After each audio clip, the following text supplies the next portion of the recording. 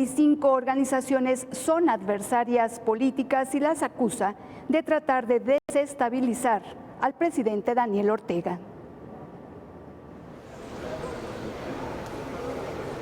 El Parlamento de Nicaragua ilegalizó el jueves a 25 ONGs, varias de ellas críticas del gobierno de Daniel Ortega. Según informó el presidente del Legislativo, Gustavo Porras, el cierre de las ONGs fue aprobado con el voto de 74 de los 91 diputados de la Asamblea Nacional, donde el Frente Sandinista de Liberación Nacional es mayoría. Para el gobierno, muchas de estas entidades son utilizadas para el financiamiento extranjero de planes para desestabilizar a Ortega, un exguerrillero en el poder desde 2007 y reelecto para un cuarto mandato consecutivo el año pasado en unos comicios cuestionados. Estas asociaciones, fundaciones han incumplido con lo siguiente. 1.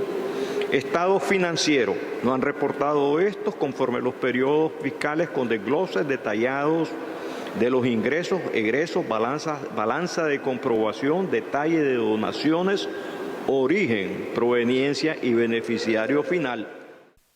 Entre las ONG que perdieron su personalidad jurídica, hay centros que defendían los derechos humanos, la libertad de prensa, el cuidado del medio ambiente y los derechos de las mujeres.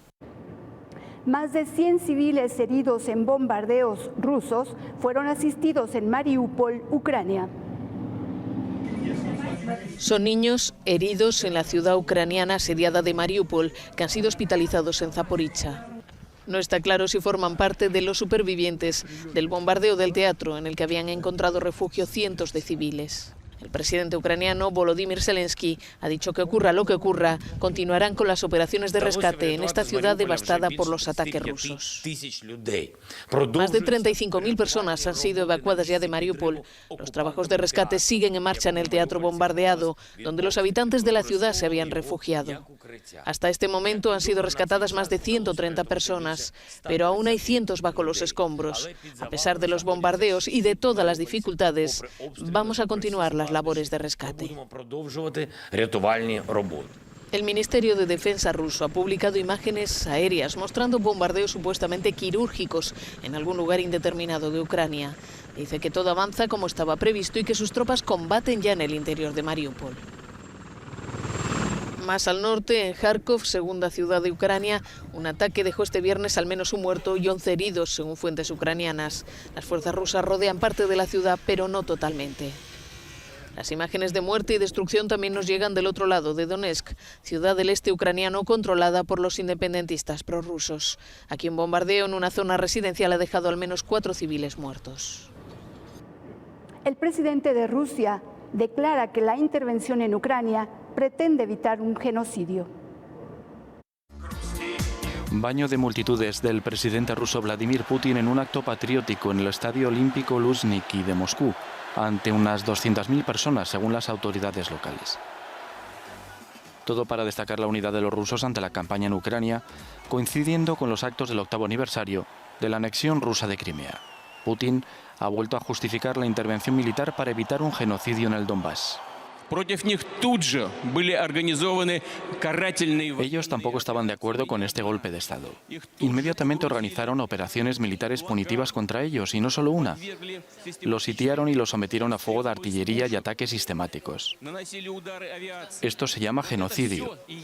Y salvar a la gente del sufrimiento de este genocidio es la principal razón, motivo y propósito de la operación militar. Является основной, главной причиной, побудительным мотивом и целью военной операции. La emisión del discurso en directo a través de la televisión estatal rusa ha sido bruscamente interrumpido por problemas técnicos del servidor, según el portavoz del Kremlin. Decenas de miles de personas que no pudieron entrar al estadio siguieron el acto desde el exterior. Según un sondeo de opinión publicado por un centro demoscópico próximo al gobierno ruso, la aprobación de la gestión de Putin ha subido 7 puntos desde el inicio de la invasión rusa de Ucrania.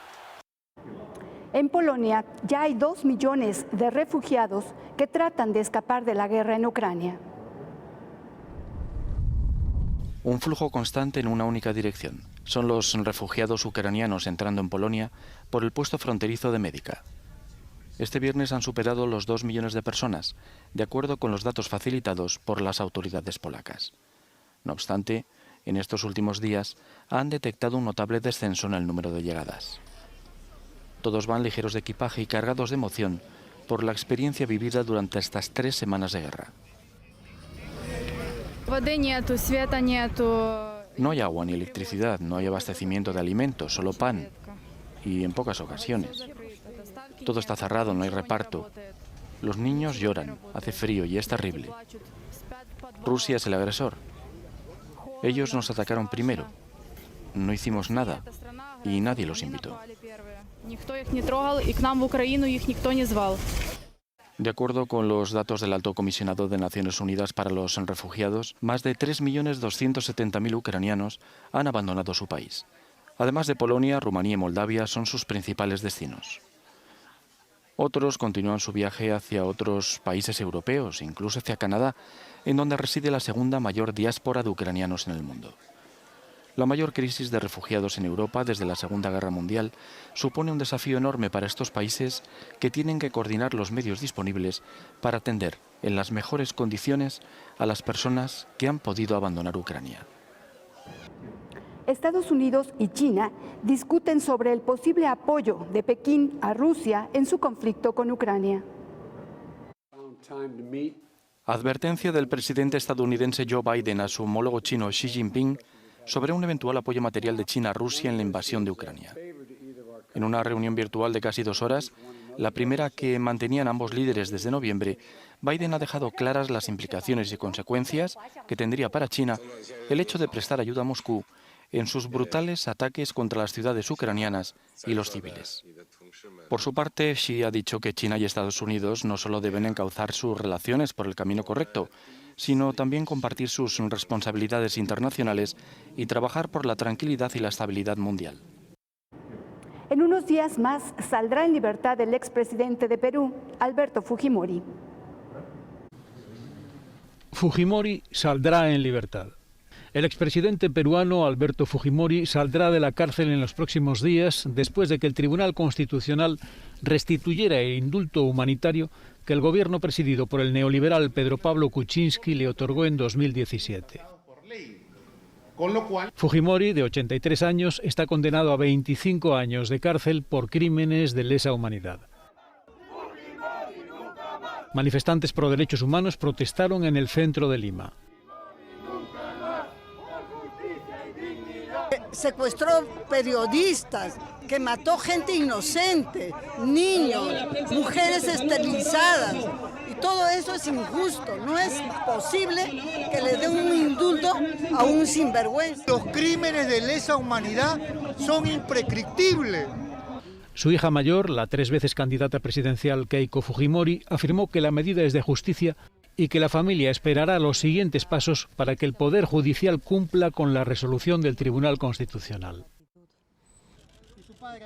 Fujimori fue condenado como responsable de las masacres de Barrios Altos y La Cantuta, cometidas en 1991 y 92 por un grupo militar encubierto llamado Colina.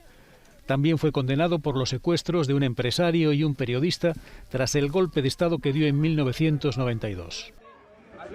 El expresidente Fujimori puede ser excarcelado la semana que viene. Hasta aquí la información más relevante en México y el mundo. Carlos, volvemos contigo. Muchas gracias, Nelda. Buenas noches. Muy buenas noches.